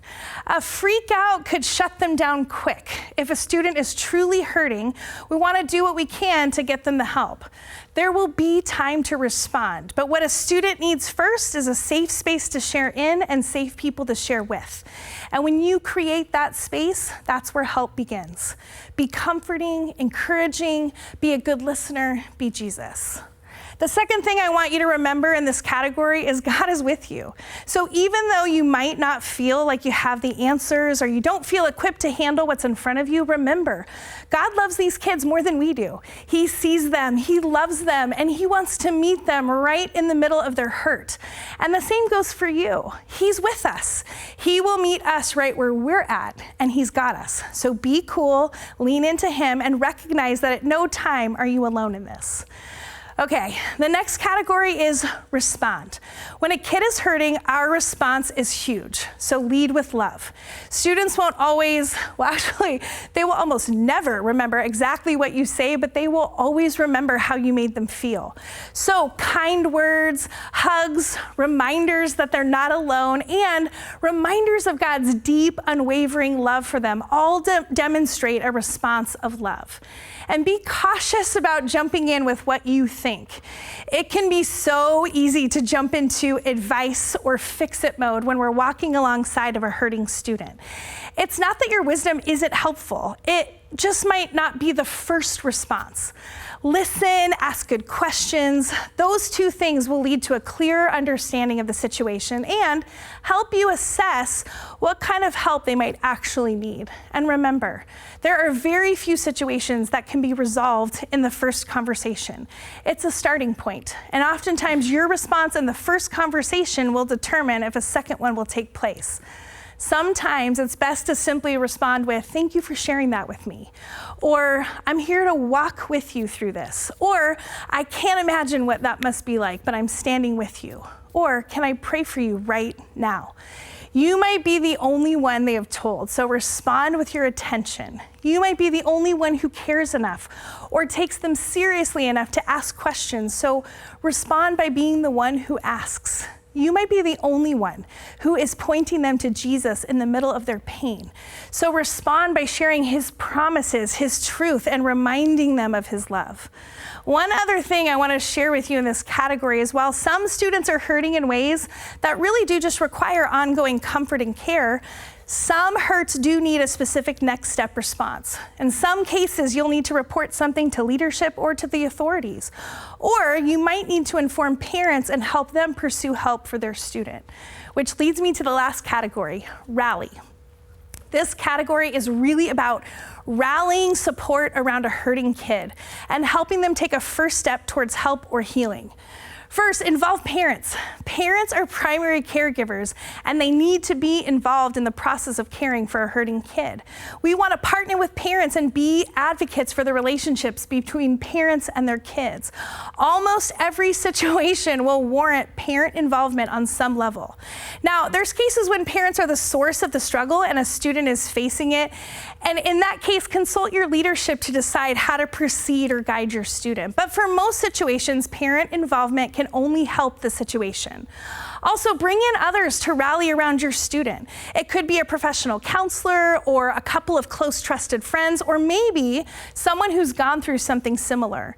The goal is not to overwhelm the student with help, but to give them ongoing support in different lanes. Lastly, be present.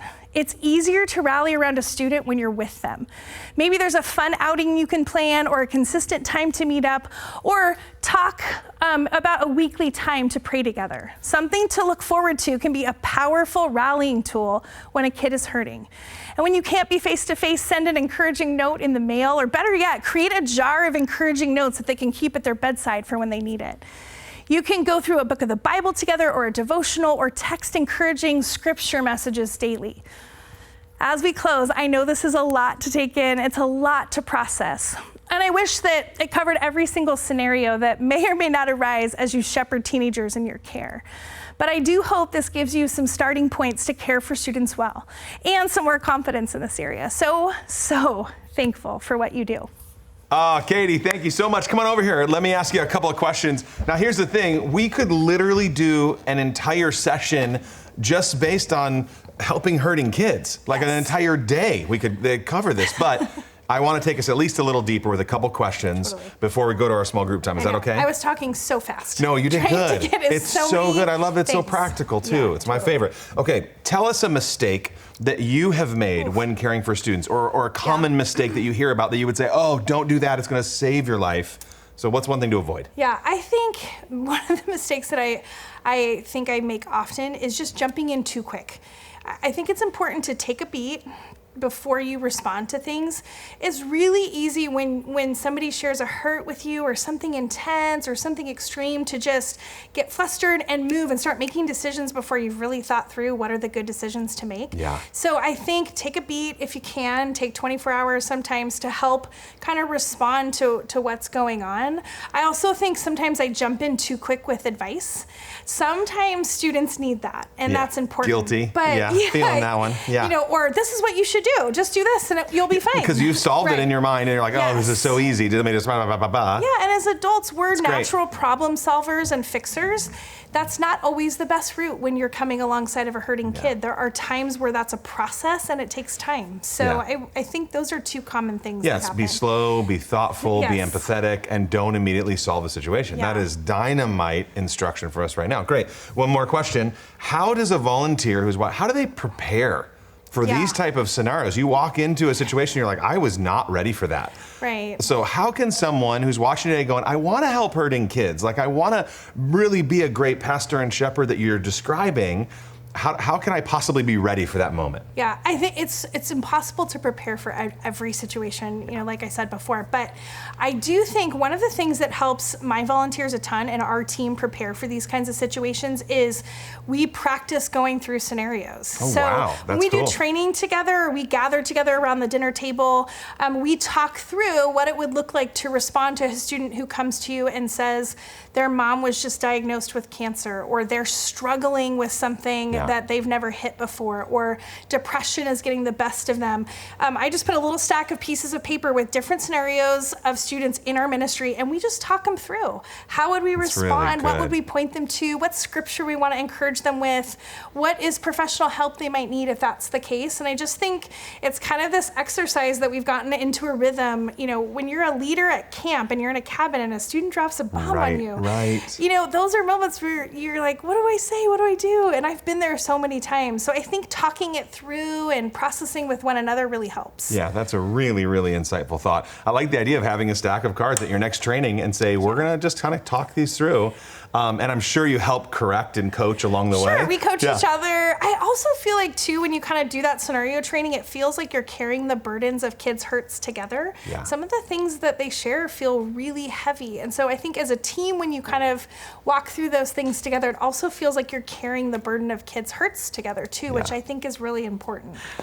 Katie, that's such good wisdom. Thank you for sharing. It's a privilege. Like, I've worked with you and seen you live these principles out. It isn't just something that you're teaching, but you really are a great pastor, shepherd, and leader. So thanks for caring for students. It's awesome. You.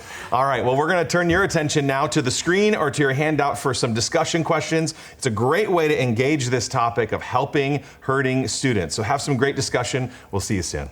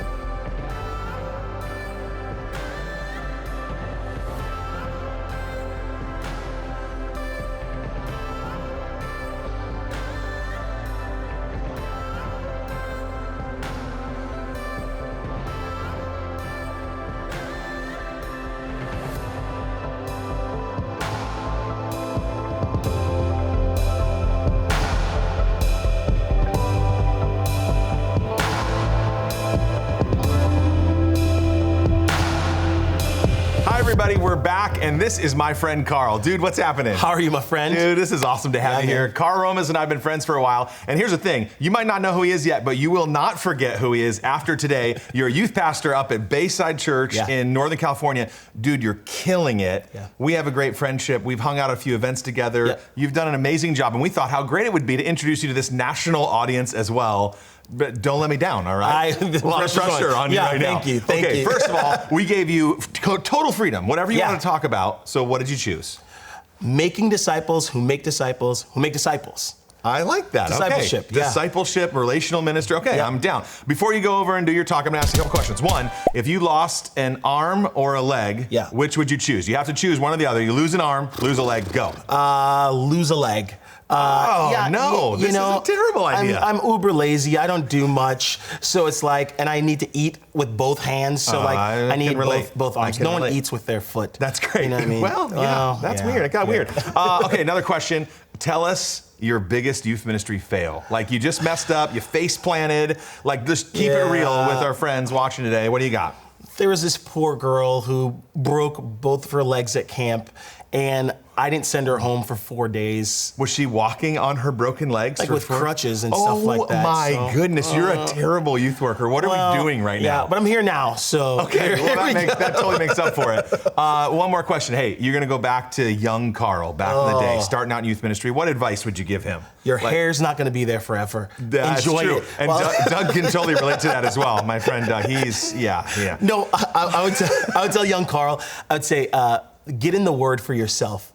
The more and more that you own the Word in your heart, that's the overflow that students receive. So not always using it to preach or tell a Bible or do a Bible story. I love it. That's great. Man. But read it for you. Read it for you. And let it transform you. Yeah, Listen, absolutely. you go over and get ready. Thanks, I'm going to give one more word to you guys watching. Here's the thing.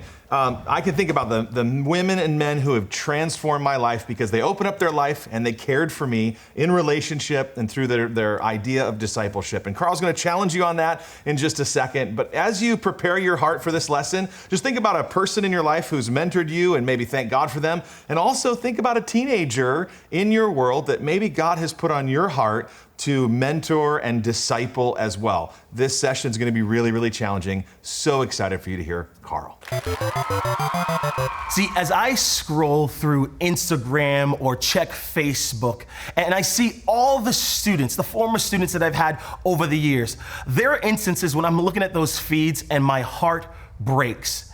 It's like I think to myself, did I properly equip these students to really walk out their faith in the real world? Now, after 17 years in ministry, I gotta tell you that internal conversation, it happens way more than I'd like to admit. Because things are gonna happen. Like students are gonna move, they're gonna stop showing up, they're gonna graduate. But how do we know if what we're doing as youth workers really makes a difference? What do we measure? You see, I finally came to the revelation that only when my students, like when they own their faith, when it becomes not just about like getting more and getting more, but when it becomes about reaching their friends far from Christ and inviting their friends into that life-giving relationship, that's when those students really thrive.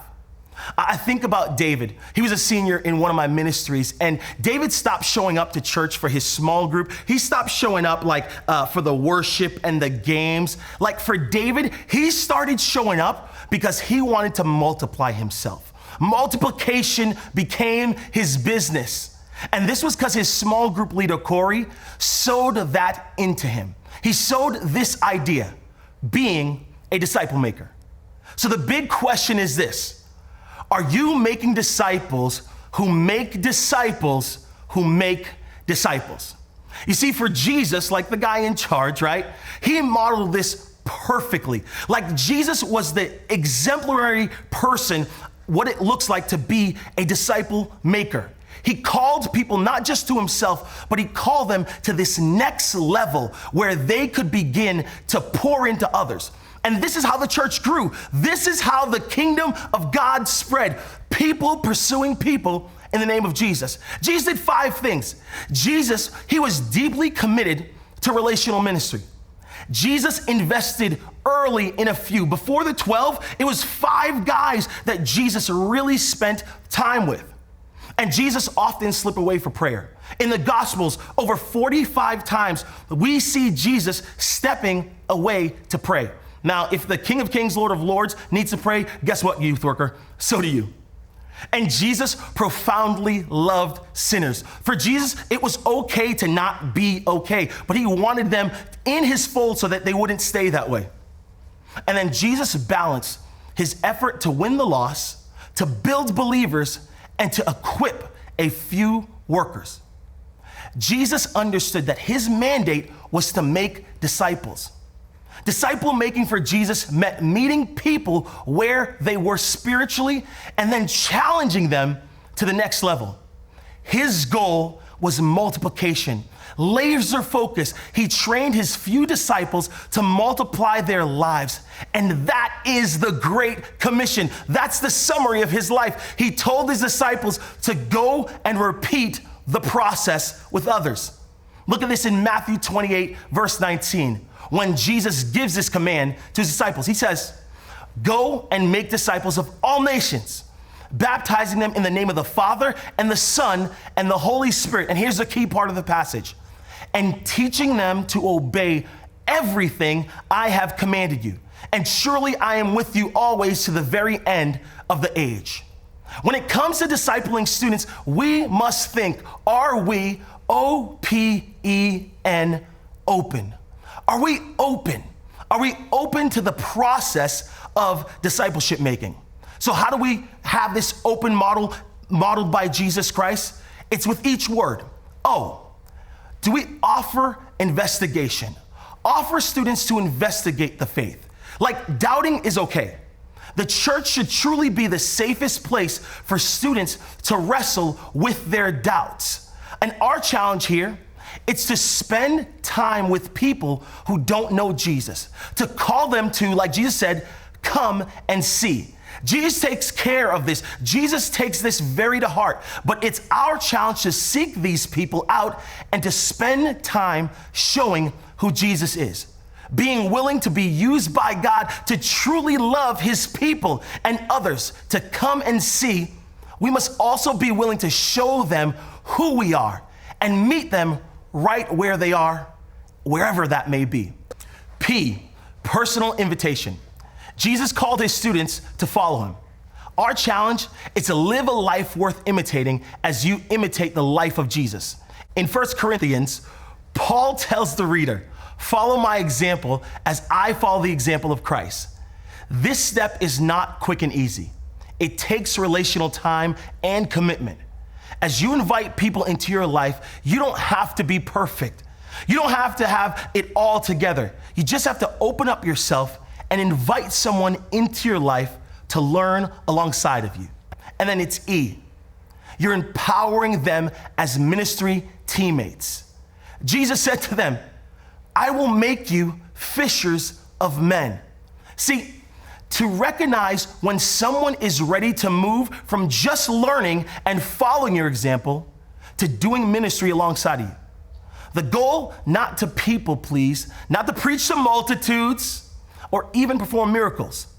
The goal is to teach the person what it means to be a fisher of men, what it looks like to pray for people, what it looks like to be a friend of sinners, what a movement of God looks like, and to challenge them to walk in it with you. And then finally, it's N. It's thinking of the next person.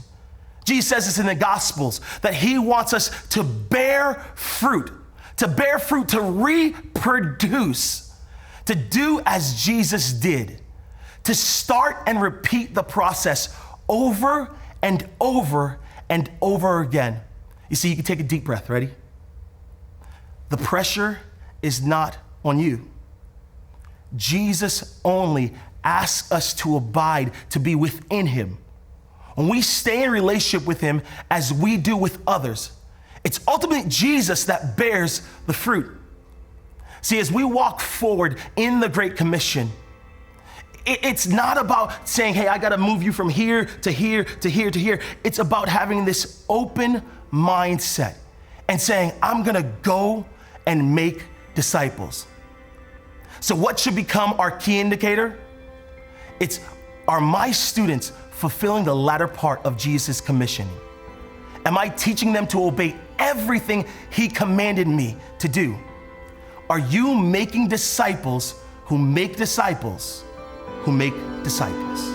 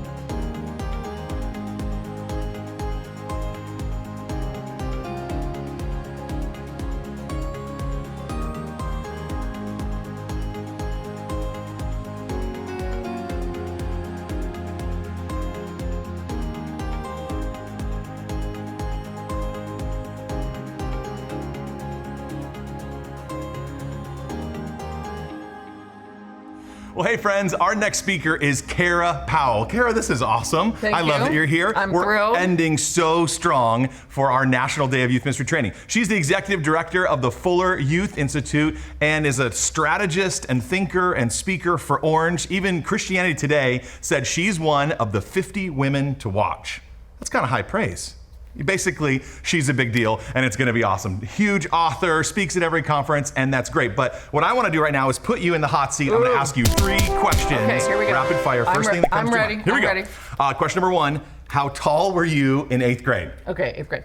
I'm 6 feet now. At least. A good 6 foot. Yes. I'm a good 6 foot. Yes. In 8th grade, I was about 5'11", so I was pretty tall. 8th grade. I was pretty tall in middle school. Wow, Yep. that is incredible. All right, question number 2. Would you rather be a vegan for the rest of your life or own 10 cats for the rest of your life? Well, if neither was an option, that's Nope, what I would choose. not an option. My husband is very allergic to cats. Oh, I'm so sorry. Since he's my favorite person on the planet and I love him so much, I'm going vegan. That's Nope. my choice. You chose poorly. Soy meatloaf the rest of your life. No, just Yes, ditch I him. guess so. Take the cats. No.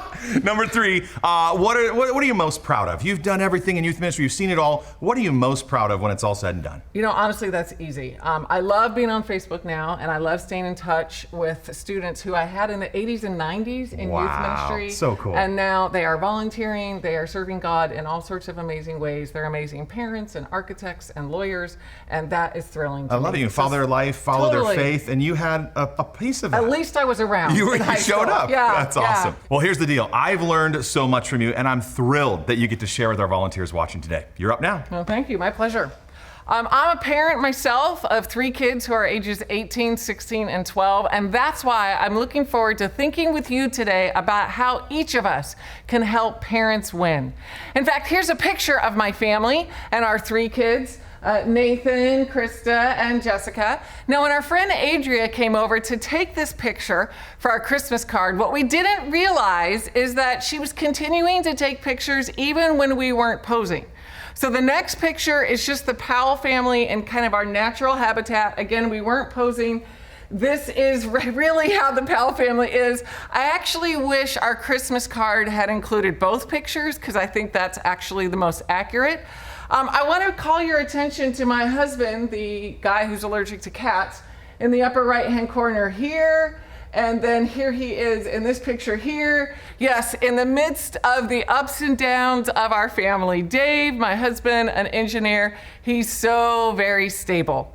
And in the midst of the craziness of family life, I need help thinking about how to win at home, and so do the families at your church. Now, I always like to start asking a question. Why does it matter if parents win? Why are we spending time together today thinking and dreaming about how parents win? There's a lot of reasons, but if I had to boil it down to just one, it would be this. When parents win, kids' faith wins. When parents win, your kids in your youth ministry, their faith wins. You might have gotten into youth ministry because you were passionate about 12-year-olds or 17-year-olds. That's awesome. If you want to have some of the best long-term impact on young people, you get to impact their parents.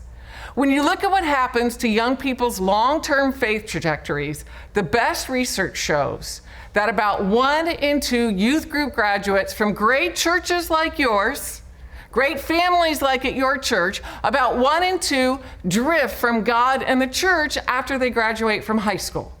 Now, as a mom and a leader and a follower of Jesus, I'm not satisfied with that. I know you aren't also. So we're wondering, what can we do to help kids have a faith that lasts or a faith that sticks? Well, Christian Smith is a researcher who's done a phenomenal job studying kids of all different religions, not just Christianity, but also Judaism, Islam, a whole bunch of different faiths. And he said at a panel at Fuller Seminary, when it comes to kids' faith, parents get what they are. When it comes to kids' faith, we as parents, we by and large often are replicating what or who we are, which as a parent myself is both encouraging and terrifying. Now, there are all sorts of exceptions to this. Please take this with a grain of salt. You, I'm sure, know young people who have very different faith trajectories than their parents. Maybe your faith trajectory is different than your parents. There's all sorts of exceptions, but I've just got to say, in integrity as a researcher, there is no variable more important in a young person's long-term faith formation than the faith of their parents. Let me say that again. There is no variable more important in a young person's long-term faith formation than the faith of their parents. I love what a youth leader said when he had a chance to preach a sermon to his church, many of whom were parents. He said this: "We can't outteach what you teach at home. We're not that good." Okay, so this is the why we need to help parents win. Because when parents win, kids' faith wins. But this begs a question. What does it mean to help parents win? What do we define as helping parents win? Well, you know what? In my early days of youth ministry, I thought helping parents win was when they helped me win in youth ministry. Like when they drove to events, when they brought pizza, when they helped me out with our events. That is such a short-sighted view of partnering with parents. I love what Orange says in terms of their definition for helping parents win, and we stack hands on this too at the Fuller Youth Institute. The win for parents is helping parents be connected to the faith community so they're more intentional at home. This is what we want to do with our students' parents. This is our ultimate goal. We want them to be more connected to the faith community so that then they're more intentional at home. So the rest of our time together, I want to help you think about how you can take the research that's been done on families and turn that into practical ideas to help parents win. And in particular, I'm going to give you 2 ideas that you can share with parents so that they will be able to win more at home. They'll be more connected to the faith community and therefore more intentional at home. In the midst of trying to figure out what helps young people have a faith that lasts, we looked at 13 different youth group participation variables, 13 things that you do in the midst of your typical youth group. And you'll be glad to know that studying scripture was correlated with mature faith in both high school and college. You'll be glad to know that being involved in service and justice work was correlated with mature faith in both high school and college. But of the 13 variables we looked at, the one that was most correlated with mature faith in both high school and college was intergenerational worship and relationships. So often as youth ministries become more developed and professionalized, we've actually ended up separating young people from the rest of the church. Or here's a verb I don't use lightly: we've segregated young people from the rest of the church. And what we see is that hurts young people, and that's not helping parents win. So one of the great ideas that I love from my friend Chap Clark is he says what we need is a new 5-to-1 ratio.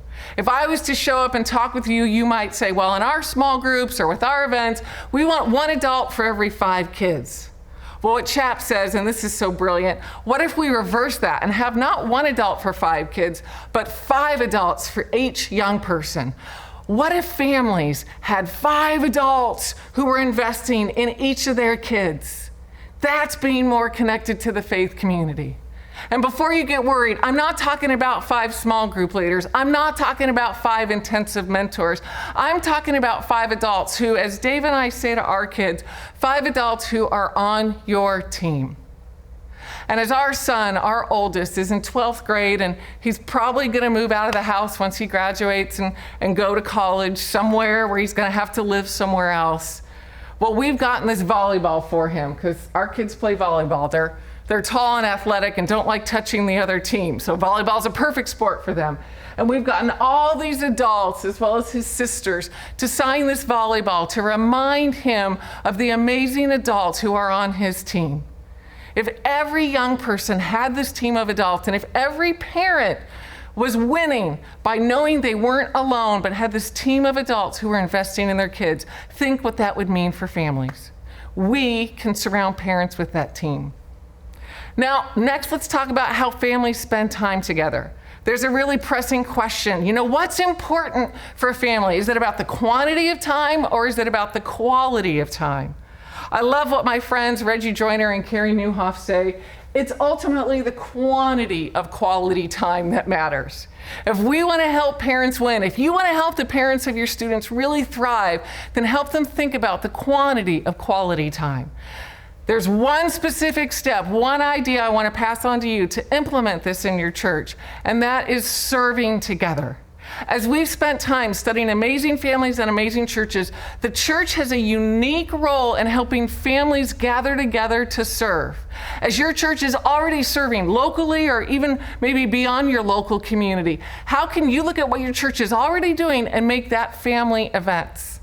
Not too long ago, our family went down to Tijuana in Mexico, 2 hours from where we live, to see what was happening with migrants. It was the highlight of our Christmas, was getting to spend that time seeing in action the needs of the world and what we could do.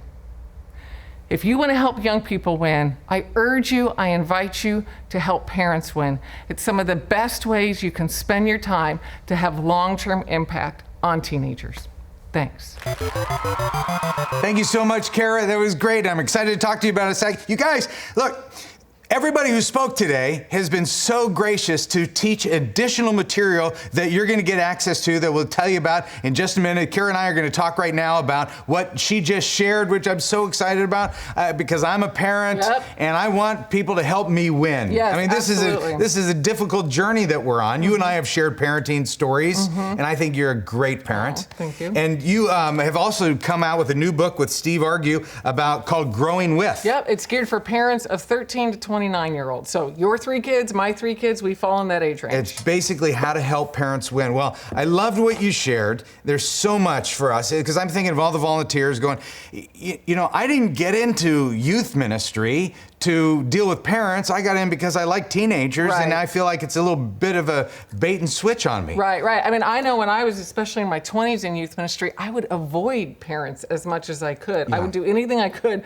to talk to the kid and not the parent. Parents were intimidating to me, and so I just tried to stay away from them. And looking back, that was such a mistake that I was making. Yeah. Well, why do you think the normal youth worker, paid or volunteer, is just hesitant to talk to parents and engage parents? Yeah. Well, I think there's a couple reasons. I think many of us are not parents, and so we don't think we know how to interact with them. I think number 2, we're intimidated, like I just mentioned. And then number 3, a lot of times when we hear from parents, it's because they're complaining to us or they're letting us know about their kids' gluten-free issues or whatever it might be. So there's kind of this whole layer of extra work and complication and sometimes negativity that comes from parents. And so we've got to figure out how to move past all those layers and get to the positive and get to the proactive. Yeah, that's good. It's super helpful. Now, what about the volunteers that are out there and you're going, look, I don't have any experience with parenting at all. I don't even know how to talk to a parent. What would you say? Yeah, well, this is what I wish I had done differently if I could go back to before I was a parent of teenagers. I wish I had created a team of parents who I could go to with my questions. And you know, our high school pastor does that with me now.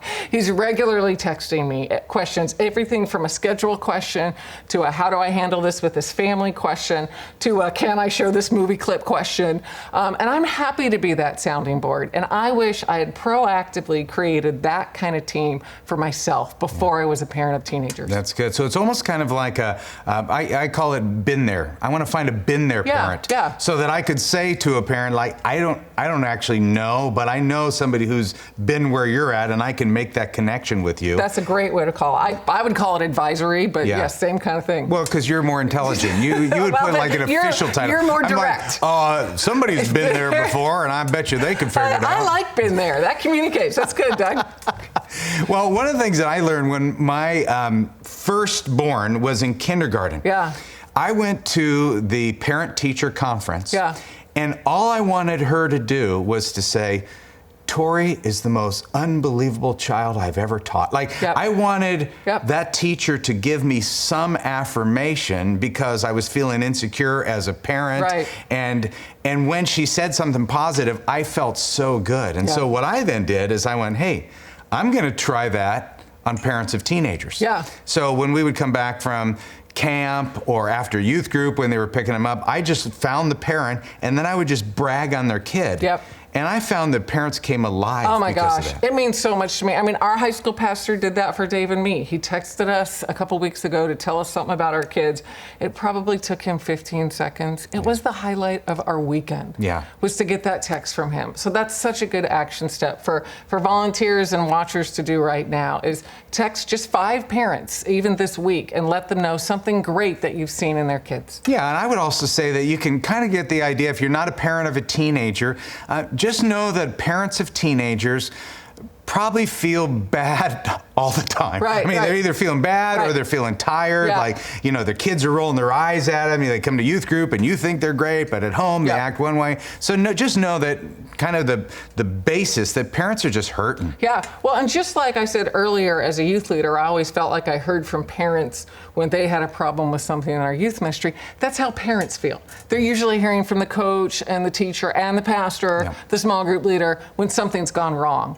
What if we, as volunteers, as youth leaders, if we take initiative and tell a parent when something's going right with their kids? That would mean so much to parents. That's great. That's great. Well, you've given us a lot to think about. We've given people a full day. I mean, 2.5 hours of just jam-packed, a lot of youth ministry stuff. To keep Thank thinking you about, for being so great to stay with us to the end. My and pleasure. now our good buddy Josh is gonna wrap it all up. Take it away, Josh. Wow, what a day it has been. Laughter, fun, community, and training from some great folks who have you, your students, and the parents you serve in mind. We've been praying about this event for over a year with the hope that it would be encouraging, inspiring, and maybe even a small slice of game-changing type of day. I hope it's been that for you. So now we also realize it can be an overwhelming day. So let me start with just some simple thoughts with how you can make today go beyond today. First, look at your notes, like scan things over and maybe circle 2 or 3 things that really stood out to you. Like the ones you're like, that's what I need to work on. Like pick one idea that you want to start with and even make it known with someone around you so that they can help you pursue health in that area. Now, I realize that a training day like this can be a deluge of information and ideas, so this will help you kind of sort through some of that stuff and help you find a clear next step. Second, I would say draw a box around something in your notes that you disagree with. Like save it for discussion at your next gathering, or maybe if you're going to lunch with some friends, have a great discussion in your restaurant booth about something that you said, I'm not sure I feel the same way. And third, maybe just do this. Commit to praying more for your students. Your parents and your ministry, they need your prayers. And our prayer has been that there would be a new revival in your youth ministry that would sweep through the whole country. And that won't happen without you, and it won't happen without a divine intervention. And one last thing, I would beg you, please never say that you are just a volunteer, because that couldn't be further from the truth. The next time someone asks you what your role is in the youth ministry, just smile, look them straight in the eye, and tell them that you're changing lives one life at a time. And at the end of all of this great content, an amazing day, I do want you to think about this, that if you have a love for God and a love for teenagers, you've got the right essentials to keep going. At Download Youth Ministry, we do want to help partner with you and make you more effective at what you do. And so I want to let you know we're also here for you, not just for one big day, but all 365 days of the year with whatever you might need. All right, that's it. Doug, come join me and say goodbye. This is it. Yeah, this is the end of the road. It's almost sad, isn't it? Oh, It's been an amazing time, and we just want to already invite you to join us next year. On the 2nd annual National Day of Volunteer Youth Ministry Training. So on behalf of all the people who were part of this, so much thanks work. for committing to some of your time to become a more effective leader. And finally, as we end, Josh and I, we want you to meet 2 of the most handsome people we know, who are going to tell you how to get all your free stuff, and a couple important announcements. See you next year. Oh, I love it. This is oh my goodness. What? Hey, well, at least you got a couple sweet pieces of man candy to look at. We promised attractive people. So hey, here's the deal. We also promised you 2.5 hours of training. I think you got it. We're here. Hopefully you had as much fun as we did putting this together with some incredible people. We'd love to see you. We'd love to see your location. Any photos you took, would you please do this? Just put a hashtag DYM Train, and we're going to continue to collect them and send free stuff like we've been doing today with pizzas and we just want to celebrate all the amazing locations. 365 300 locations. More than 300. And 1 billion people watching today's training, or 20, 30,000. Actually, we're going to find out exactly how many people there, but somewhere between 20 and 30,000. Awesome. We're glad that you were one of them. You were one. And so here's what we want you to do. We don't want just this to end right now. Right. We want you to talk about what you learned. Absolutely. How would we do that? Well, if you signed up for your church for this location, we've already sent you application questions so you can have further discussion today. Yeah. So it's in your inbox. You're ready to go. Grab those questions and keep talking about it, maybe over lunch or whatever you have planned today. Yeah, now let's talk about a freebie. Yes, the freebie that we're very excited Here we about. We have this thing called Download Youth Ministry University. We call it inside DYMU. And Download Youth Ministry University, if you like training in short bits, like 10 minutes, we have dozens and dozens of videos of some top thinkers and some incredible people, and Josh. And we give you training anytime you want it, on your iPad, on your phone, and so that course is going on all the time. Maybe you're a point person. Yeah. You could check it out at downloadyouthministry.com. But for you, we're going to give you one exclusive course for free based on the teachers and trainers that you've already experienced today. Yeah, everybody has created additional content for this. And so you're going to get 5 free classes. And we're talking about things like ministering to parents who are hurting. Awesome. We're talking about how to talk to kids who are struggling with their sexuality. A lot of continually great training that's totally free. Here's how you get it. Who doesn't want more homework? That's what I say. You go to trainmyvolunteers.com/freebies. All right. And there's just a quick evaluation that you take of today. How'd you like it? How'd you hate it? How did Josh look? The whole bit. Incredible. And then we're going to send you access to that. And this isn't access to the whole youth group. Yeah. This is access to every person just who went. Just for you, yeah. So you fill in your email address. We will send it to you for free. I love it. That's a pretty incredible gift. Hopefully you have enjoyed today. We have loved hosting today,